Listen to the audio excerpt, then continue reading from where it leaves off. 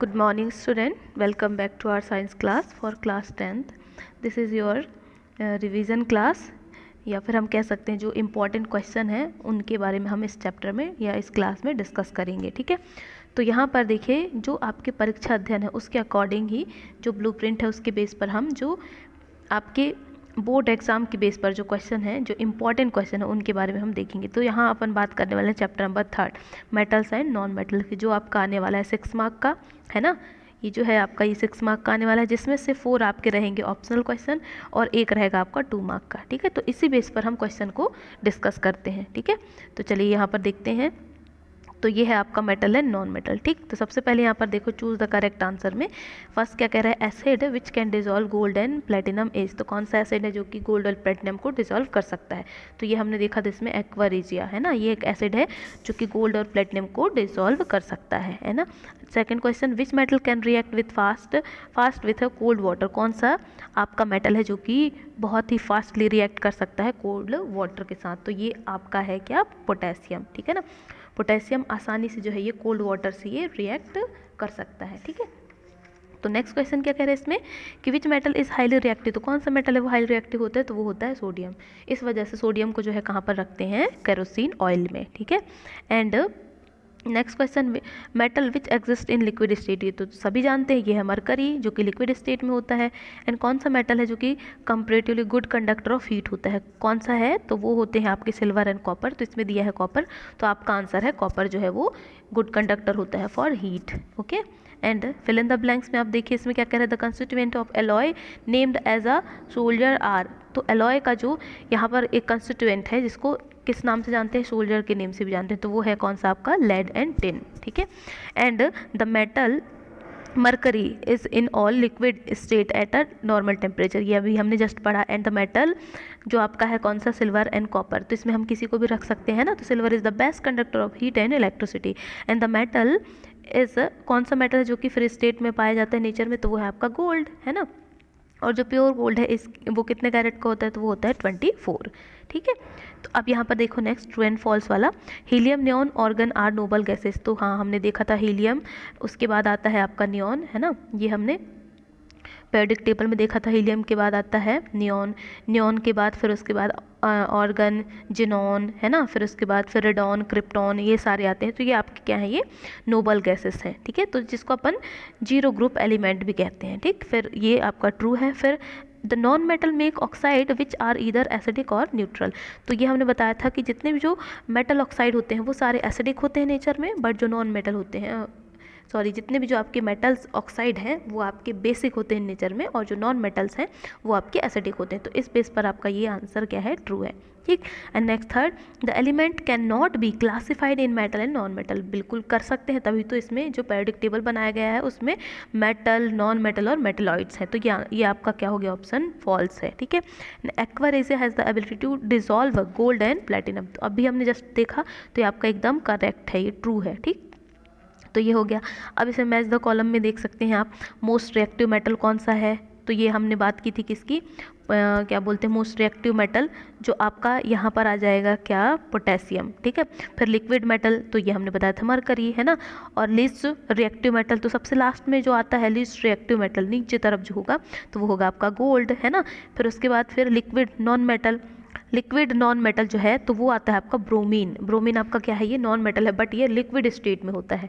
ठीक है, तो ये आपका आ जाएगा। ठीक, फिर उसके बाद एलॉय, एलॉय जो है किस में है, तो एलॉय का एग्जांपल है ये ब्रॉन्ज। ठीक, जिसमें जो है टिन और लेड ये प्रेजेंट होते हैं। ठीक है, या फिर हम ये कह सकते हैं कि इसमें जो जिंक और टिन का मिक्सचर होता है। ठीक, नेक्स्ट इसमें देखते हैं अब आंसर द फॉलोइंग क्वेश्चन जो कि वन वर्ड टाइप के हैं। तो ये आपका वन वर्ड भी पूछ सकता है ना, क्योंकि इसमें से 4 मार्क का आना है ये ऑब्जेक्टिव टाइप के क्वेश्चन। तो यहाँ पर कह रहा है कि विच मेटल बर्न्स इजीली। कौन सा मेटल है जो कि इजीली बर्न कर सकता है? तो बिल्कुल ये आपका कौन सा है, ये मैग्नीशियम। ठीक है, इजीली बर्न हो सकता है। And which metal do not react with steam. कौन सा मेटल जो कि स्टीम के साथ रिएक्ट नहीं करता? तो वो है लेड। इस वजह से लेड को जो है, लेड, कॉपर, सिल्वर, ये गोल्ड जितने भी जो हैं ये इजीली जो है रिएक्ट नहीं करते। इस वजह से इनका यूज जो है, जो यूटेंसिल होते हैं जितने सारे वेसल्स यानी कि बर्तन वगैरह उनमें हम यूज़ करते हैं। ठीक है, and can sodium be cut with the help of knife. तो बिल्कुल हम कर सकते हैं है ना, इजीली कट कर सकते हैं। इसलिए ये कैसा है, ये फ्लेक्सिबल टाइप का, बहुत ही क्या कहते हैं इसको, मुलायम टाइप की एक वो आपका कैसा है, फ्लेक्सिबल जैसे ये मेटल है, ठीक है। What is sonorous? Sonorous mean क्या है, जब किसी भी मेटल में, जब किसी मेटल से मेटल को जब बीट किया जाता है तो उससे रिंगिंग साउंड निकलती है ना। The ability of metal to be, आपका मतलब ये है कि क्या कहते हैं, the metal that produce sound on shrinking hard surface are said to be sonorous. और आपकी डक्टिलिटी क्या है, कि एबिलिटी है मेटल की कि उसको जो है स्मॉल वायर्स में हम ड्रॉन कर सकते हैं, तो उसको कहते हैं डक्टिलिटी, ठीक है। फिर उसके बाद शॉर्ट आंसर टाइप क्वेश्चन यहाँ पर, इसके लिए give an example of metal which, इसमें जो है एग्जांपल देने हैं कि is a liquid at room temperature, तो ये तो सभी इसको भी बहुत अच्छे से पता ही है। Mercury can be easily cut with knife, तो ये सोडियम, अब भी जस्ट हमने बात की है ना। Right the name of two metal which are good conductor of heat, तो ये आपका है सिल्वर और कॉपर, हमने अभी बात की थी है ना, तो वो गुड कंडक्टर होते हैं फॉर हीट के लिए। And is a poor conductor of heat, poor conductor heat के लिए कौन सा मेटल है, तो वो है आपका लेड, ठीक है। तो इसमें से देखो सबसे मोस्ट इम्पॉर्टेंट है ये वाला, कि कौन सा मेटल है जो कि आपका गुड कंडक्टर है, ये very very most important question, इसको आप ध्यान रखें कि आपका आता है सिल्वर एंड कॉपर, है ना, ये बहुत ही अच्छे गुड कंडक्टर होते हैं हीट के लिए और इलेक्ट्रिसिटी के लिए, ठीक है। अब नेक्स्ट क्वेश्चन है, what is meant by ductility and malleability. अब डक्टिलिटी और मैलिएबिलिटी का क्या मतलब है? डक्टिलिटी मीन्स क्या होता है, the ability of metal to drawn into the small wire और thin wire, that type of ability is known as ductility, ठीक है। The ability of metal to be drawn into thin wires is called ductility, ठीक। अब next देखते हैं इसमें malleability क्या है। मैलिएबिलिटी मीन्स क्या है, some metals can be beaten into thin sheet, this property is called malleability, मतलब एक मेटल को जब हम बीट करके थिन शीट में कन्वर्ट कर दे रहे हैं तब हम उसको कहते हैं, उसकी उस प्रॉपर्टी को कहते हैं मैलिएबिलिटी, ठीक है।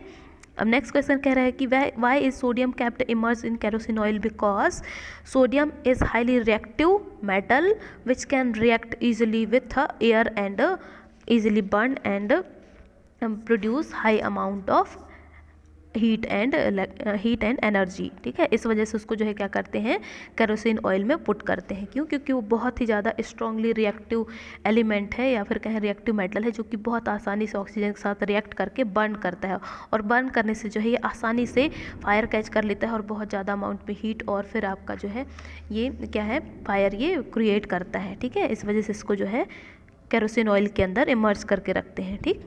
Right the equation for the following reaction, इसमें कुछ रिएक्शन के लिए इक्वेशन लिखनी है कि आयरन विथ स्टीम, आयरन का क्या होता है Fe और स्टीम का होता है H2O, तो इन दोनों को जब रिएक्शन कराएंगे तो आपका बनेगा FeO3, मतलब कि आपका जो है यहाँ पर बन जाएगा FeO3 और हाइड्रोजन गैस यहाँ पर निकलेगी, ठीक है। Reaction of calcium and potassium with water, calcium और पोटेशियम को वाटर के साथ रिएक्शन, तो आपका क्या बनेगा, कैल्शियम हाइड्रोक्साइड पोटेशियम हाइड्रोक्साइड, है ना, इस तरह से ये जनरेट होंगे। वाई, अब नेक्स्ट क्वेश्चन अपन देखते हैं, कुछ कुछ जो इंपॉर्टेंट क्वेश्चन है उन्हीं को हम यहाँ पर डिस्कस करेंगे, ठीक है। तो इंपॉर्टेंट क्वेश्चन में से आपका क्वेश्चन नंबर 6 देखो, यहाँ पर जो है क्या कह रहे हैं इसमें कि name two metal which displace hydrogen from dilute acid and two metals which will not, मतलब यहाँ पर ये कह रहे हैं कि दो ऐसे मेटल के नाम बताइए जो कि इजीली डाइल्यूट एसिड से जो है क्या करते हैं, मेटल को जो है वो डिस्प्लेस कर देते हैं, मतलब डिस्प्लेस कर देंगे आसानी से हाइड्रोजन को किसी डाइल्यूट एसिड से, और ऐसे टू मेटल के नाम बताने हैं जो कि ऐसा नहीं कर सकते हैं। तो the metal which displace the hydrogen from dilute acid are, वो कौन कौन से, मैग्नीशियम है और जिंक, ये आसानी से एसिड से हाइड्रोजन को रिप्लेस कर देंगे, ठीक है। और उसके बाद फिर नेक्स्ट है कौन से मेटल है, तो वो है कॉपर और सिल्वर, ये कॉपर एंड सिल्वर दो ऐसे मेटल हैं जो कि हाइड्रोजन को एसिड से रिप्लेस नहीं कर सकते, ठीक है। तो ये भी आपका इंपॉर्टेंट क्वेश्चन है। अब नेक्स्ट जो इंपॉर्टेंट क्वेश्चन है वो हम देखते हैं, कुछ ऐसे मेटल के नाम बताइए, है ना। नेक्स्ट ये क्या कह रहे हैं, नेक्स्ट क्वेश्चन नंबर 8 देखो, इसमें क्या कह रहे हैं, give reason why copper is use to make hot water tanks and not a steel, steel का यूज़ हम क्यों नहीं करते हैं उस किसी हॉट वाटर टैंक बनाने के लिए।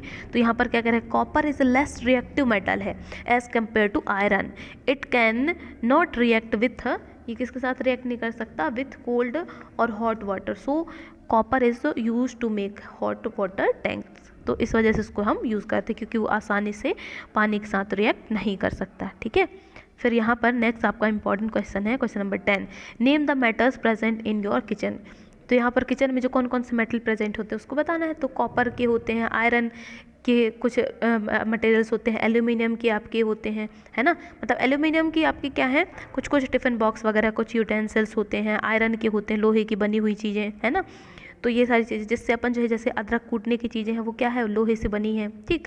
फिर बहुत सारे चाकू वगैरह जो है वो उसमें आयरन मिक्स है, तो ये सारी क्या है, आयरन है। और कॉपर आपका क्या है, कॉपर जनरली जो है वायर है, जो इलेक्ट्रिक मटेरियल्स हैं उसमें आपका यूज़ हो रहा है, ठीक है। तो ये सब क्या है जो जनरली किचन में अवेलेबल हो जाएंगे, ठीक है।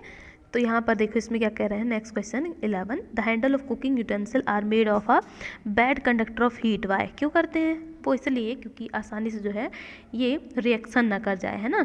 तो यहाँ पर क्या कह रहे हैं, handle of cooking utensil are made of a bad conductor so that they heated and not reach to our hand by conduction and the utensil can be caught easily, तो जिससे जो है वो जल्दी गर्म ना हो और आसानी से हम उसको क्या करें, होल्ड कर सकें, और इससे जो है हमें कोई नुकसान ना हो, है ना। इस वजह से जो है सारे यूटेंसिल होते हैं उनको बैड कंडक्टर वाले मेटल से बनाए जाते हैं, ठीक है। अब नेक्स्ट आपका इम्पॉर्टेंट क्वेश्चन आने वाला है, देखते हैं इसमें जो आपके 2 मार्क्स के हिसाब से है ना, क्योंकि इस चैप्टर से आपका 2 मार्क का आने वाला है। तो इसमें देखो यहाँ है, ये आपका क्या है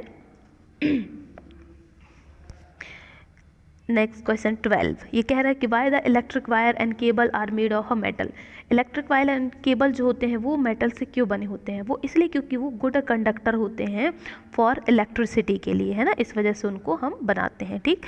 अब यहाँ पर जो आपका मोस्ट इम्पॉर्टेंट क्वेश्चन है, वेरी वेरी इंपॉर्टेंट, ये है state 2 ways to prevent the rusting of iron, iron में रस्टिंग ऑफ आयरन मतलब आयरन में जंग लगने को प्रिवेंट करने के लिए कोई 2 प्रोसेस के नाम बताइए। तो इसमें जो हमने लिखा है, मतलब हमने जो पढ़ा था गैल्वेनाइजेशन, ये वाला है ना, जिसमें जो है अपन क्या करते हैं, किसी एक मेटल पर दूसरे मेटल की कोटिंग करते हैं, तो उसको अपन कहते हैं गैल्वेनाइजिंग, है ना, या फिर गैल्वेनाइजेशन। तो ये एक सबसे बेस्ट प्रोसेस है।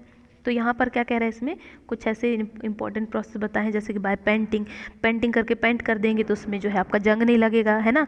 बाय ऑयलिंग, ऑयल लगा देंगे, ऑयल लेयर उसके ऊपर जो है कवर कर देंगे तो जंग नहीं लगेगा। फिर उसके बाद थर्ड है by galvanising the iron things, है ना, इस तरह से उसको हम प्रिवेंट कर सकते हैं, ठीक है। Name 2 metal which are found in free state in nature, तो हमने पढ़ा था गोल्ड का, और एक सिल्वर होता है, वो भी आपका फ्री स्टेट में होता है नेचर में, ठीक है। तो ये हो गया आपके इंपॉर्टेंट क्वेश्चन। अब अपन देखते हैं आपका ये सारे क्वेश्चन तो इंपॉर्टेंट हैं, बाकी जो आपके वेरी मोस्ट इंपॉर्टेंट टाइप के जो क्वेश्चन हैं वो यहाँ पर कुछ अलग क्वेश्चन है ना, उनको ही हम सबसे ज़्यादा फोकस करेंगे, बाकी उसके बाद नेक्स्ट क्वेश्चन तो है ही, ठीक है। तो क्वेश्चन नंबर 6 यहाँ पर देखिए, इसमें क्या कह रहे हैं, the ionic compound have a high melting point, why, तो जो आपके आयोनिक कंपाउंड होते हैं उनमें हाई मेल्टिंग पॉइंट क्यों होता है, क्या रीज़न है, तो वो इसलिए क्योंकि due to strong attraction force between the positive and negative ion of the ions and ionic compound, they are hard and rigid, मतलब वो क्यों हो रहा है, क्योंकि उसमें जो है पॉजिटिव और नेगेटिव चार्ज दोनों होते हैं, जिस वजह से वो हाईली एक दूसरे से फोर्स के साथ अट्रैक्टेड होते हैं, ठीक है ना, जिससे वो हार्ड और रिजिड स्ट्रक्चर बनाते हैं, ठीक। And to break the interionic attraction force large amount of energy required, अब देखो बहुत ही ज़्यादा रिजिड अमाउंट में एक दूसरे से जुड़े हुए हैं, तो उनको ब्रेक करने के लिए हमें ज़्यादा अमाउंट में जो है एनर्जी की ज़रूरत होगी, जिससे जो है इस वजह से जो आयनिक कंपाउंड होते हैं उनकी मेल्टिंग पॉइंट बहुत ज़्यादा होती है, मेल्ट करने के लिए हमें ज़्यादा एनर्जी देना पड़ेगा तभी वो मेल्ट होंगे, ठीक है।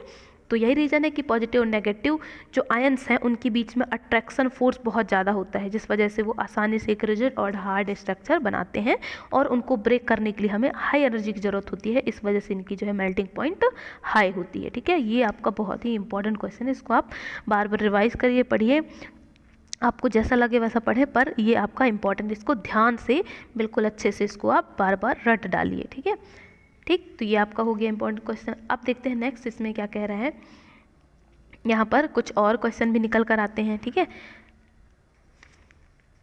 ठीक। तो यहाँ पर देखिए और भी क्वेश्चन है कुछ, तो ये यहाँ नेक्स्ट आयनिक कंपाउंड और जो कोवेलेंट कंपाउंड है इनके बीच में डिफरेंस, ठीक है ना। आयनिक कंपाउंड क्या होते हैं, ये आपके रिजिड क्रिस्टलाइन सॉलिड हैं, और ये जो है ये कैसे हैं, लिक्विड या फिर गैस में ये गैसियस कंपाउंड होते हैं कोवलेंट बॉन्ड वाले, ठीक है, मतलब कोवलेंट कंपाउंड। और ये जो होते हैं कैसे, आयनिक कंपाउंड हाईली रिएक्टिव होते हैं, है ना, दीज आर मोर रिएक्टिव। और जो कोवलेंट कंपाउंड होते हैं ये लेस रिएक्टिव होते हैं। और आपके जो आयनिक कंपाउंड है ये सॉल्युबल होते हैं इन वाटर में, और आपके कोवलेंट कंपाउंड जो है इनसॉल्युबल इन वाटर। और आयनिक कंपाउंड कैसे होते हैं, good conductor of heat and electricity, but ये जो कोवलेंट कंपाउंड है ये आपके बैड कंडक्टर ऑफ इलेक्ट्रिसिटी होते हैं, ठीक है। फिर आयनिक कंपाउंड क्या है, these have a high boiling point and a high melting point. बिल्कुल अभी जस्ट हमने पढ़ा कि आयनिक कंपाउंड में हाई बॉइलिंग और हाई मेल्टिंग पॉइंट होती है, बट जो कोवलेंट कंपाउंड है उसमें जो है low boiling and low melting point होते हैं, ठीक है। तो ये इस तरह से कुछ इंपॉर्टेंट क्वेश्चन। फिर अब अपन आगे बढ़ते हैं, नेक्स्ट जो है आपका वो है सबसे ज़्यादा इंपॉर्टेंट क्वेश्चन, नेक्स्ट पैराग्राफ में अपन देखते हैं यहाँ, ठीक है। तो ये है आपका प्लैटिनम, रीज़न बताने हैं। Platinum gold silver are use to make jewellery. क्या रीज़न है कि प्लैटिनम को ही हम ज्वेलरी बनाने में यूज़ करते हैं, हम कॉपर का यूज़ क्यों नहीं करते, गोल्ड का यूज़ करते हैं, हम जो उसकी जगह पे सोडियम का यूज़ क्यों नहीं करते, सिल्वर का यूज़ करते हैं उनकी जगह पे, और किसी दूसरे पोटेशियम का यूज़ क्यों नहीं करते, है ना। तो इसके लिए अपन रीज़न देखते हैं, ठीक है। तो क्या रीज़न है, तो सबसे पहले यहाँ पर क्या है कि platinum gold silver are very less reactive metal, है ना, क्या है ये बहुत ही लेस रिएक्टिव मेटल है। And these metal are highly ductile, और ये मेटल कैसे होते हैं, हाईली डक्टाइल मतलब इनको हम इजीली ड्रॉन कर सकते हैं into the thin wire. And malleable means the property of metal that convert into thin sheet, thin sheet में भी ये कन्वर्ट हो सकते हैं, इस वजह से इनको जो हम यूज़ करते हैं, so they are use to make jewellery, है ना। तो सबसे पहले पॉइंट में अपन क्या कहेंगे, platinum gold and silver are very less reactive metal and these metal are highly ductile and malleable, so they are use to make a jewellery, okay. तो ये आपका मोस्ट इंपॉर्टेंट क्वेश्चन है ना, तो ये इसको आप ध्यान से पढ़ें, समझें, ये आपको समझ में आ जाएगा। इसमें कोई भी मतलब ना समझने वाली बात बिल्कुल भी नहीं है, ये आपका इम्पॉर्टेंट है। और इसका आंसर भी बहुत ही इजी है, क्योंकि ये लेस रिएक्टिव होते हैं तो किसी के साथ रिएक्शन नहीं करेंगे आसानी से, इस वजह से इनका यूज़ करते हैं, ठीक है। फिर नेक्स्ट आपका इंपॉर्टेंट क्वेश्चन है ये, इसको आपको जो है 2 मार्क के क्वेश्चन में बना के दे सकता है आपका 3 मार्क का, पर आपके इस चैप्टर से आने वाला है सिर्फ 2 मार्क का, है ना। तो इसको आप 2 मार्क के बेस पर ही आप ये पढ़ सकते हैं, पर ये क्वेश्चन बहुत ही ज़्यादा इंपॉर्टेंट है। तो ये है आपका क्या, difference between metal and non metal के बीच में, ठीक है। तो ये आपको डिफरेंस यानी कि एक ऐसी प्रॉपर्टी, फिजिकल प्रॉपर्टी की बेस पर डिफरेंस, ठीक है। तो अगर आपको पूछ सकता है कि write the 2 physical differences between the metal and non metal, या फिर कह सकते हैं write the 2 differences between metal and non metal according to their physical property, है ना, या फिर उसको ये पूछ सकता है according to their chemical property, है ना। तो सबसे पहले अपन फिजिकल प्रॉपर्टी की बात करते हैं, ठीक है। तो फिजिकल प्रॉपर्टी में क्या आ जाती है, कंडक्टिविटी। तो जो मेटल है वो गुड कंडक्टर होते हैं फॉर हीट एंड इलेक्ट्रिसिटी के लिए, बट जो मेटल होते हैं वो पुअर कंडक्टर होते हैं, ठीक है।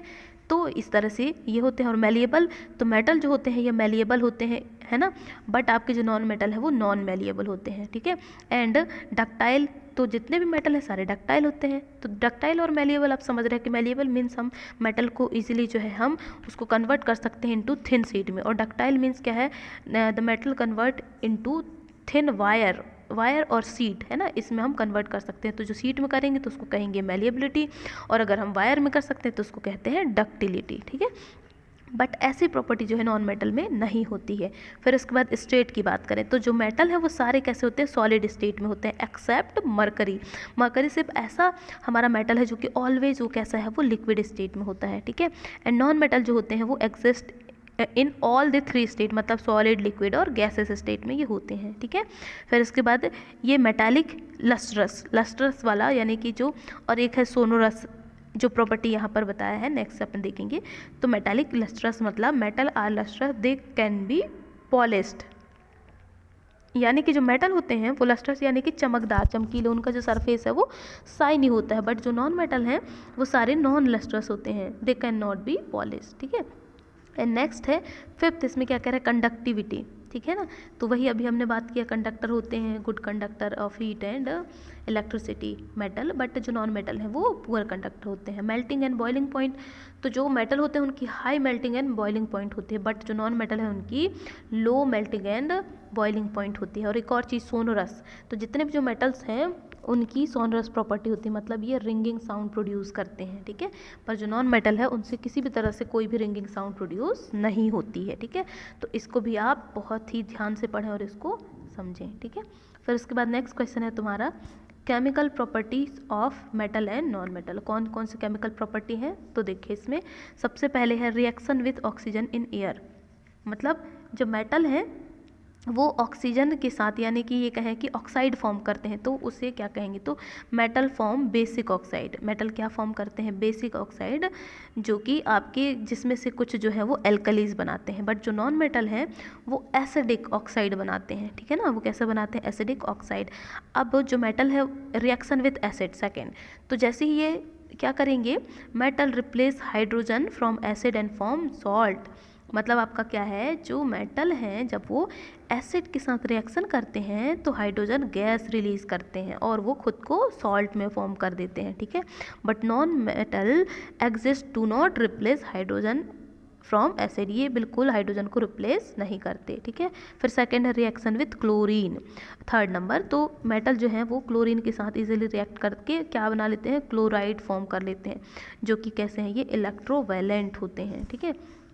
और जो आपके नॉन मेटल्स हैं वो react with chlorine to form chloride which are covalent type के होते हैं। यहाँ पर ये कैसे, कोवलेंट टाइप के नेचर के ये होंगे, ठीक है। फिर उसके बाद फोर्थ है रिएक्शन विथ हाइड्रोजन। तो जितने भी जो मेटल हैं वो हाइड्रोजन के साथ रिएक्ट करके क्या बनाते हैं, हाइड्राइड्स फॉर्म करते हैं, जो कि आपके क्या है, ये इलेक्ट्रोवैलेंट है, ठीक है। बट जो नॉन मेटल हैं वो हाइड्रोजन के साथ रिएक्ट करके क्या फॉर्म करेंगे, मैनी स्टेबल हाइड्राइड्स, जो कि आपके कोवलेंट होते हैं, ठीक है। एंड नेचर में जो मेटल हैं वो कैसे होते हैं, इलेक्ट्रोपॉजिटिव होते हैं, और जो नॉन मेटल हैं वो इलेक्ट्रोनेगेटिव नेचर के होते हैं, ठीक है। तो ये आपका हो गया इंपॉर्टेंट क्वेश्चन, है ना।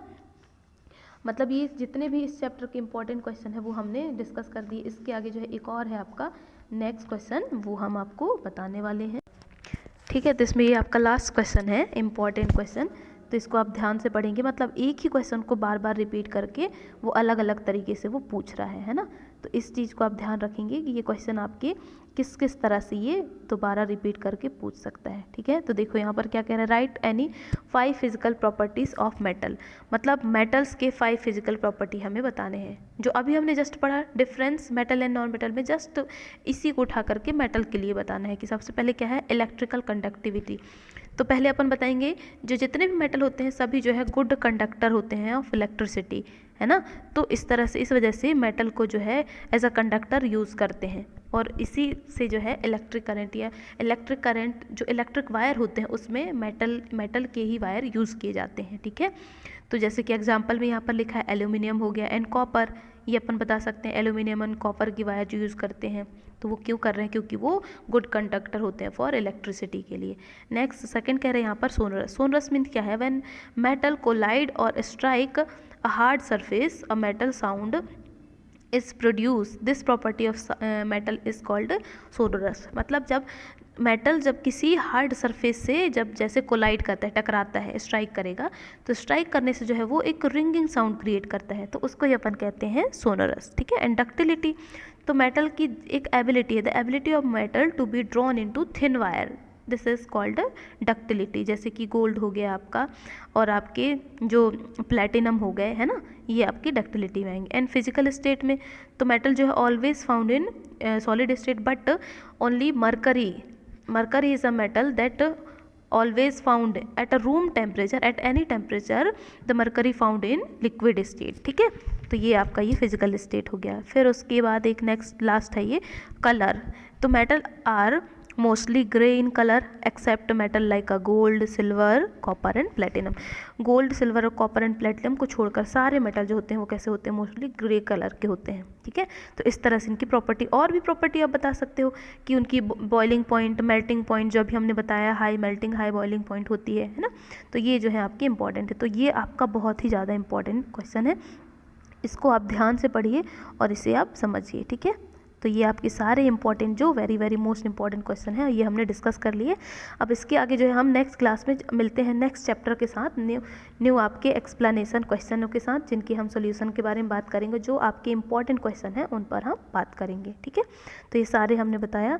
आई होप आपको ये वीडियो पसंद आएगी। तो आप सभी एक बार अच्छे से ध्यान से पढ़ें, ध्यान से देखें, जो चीज़ें आपको समझ में ना आए दोबारा रिवाइंड करके सुनिए, उसको दोबारा से उसे पढ़िए, तो आपको ये चीज़ें सारी क्लियर हो जाएंगी, ठीक है।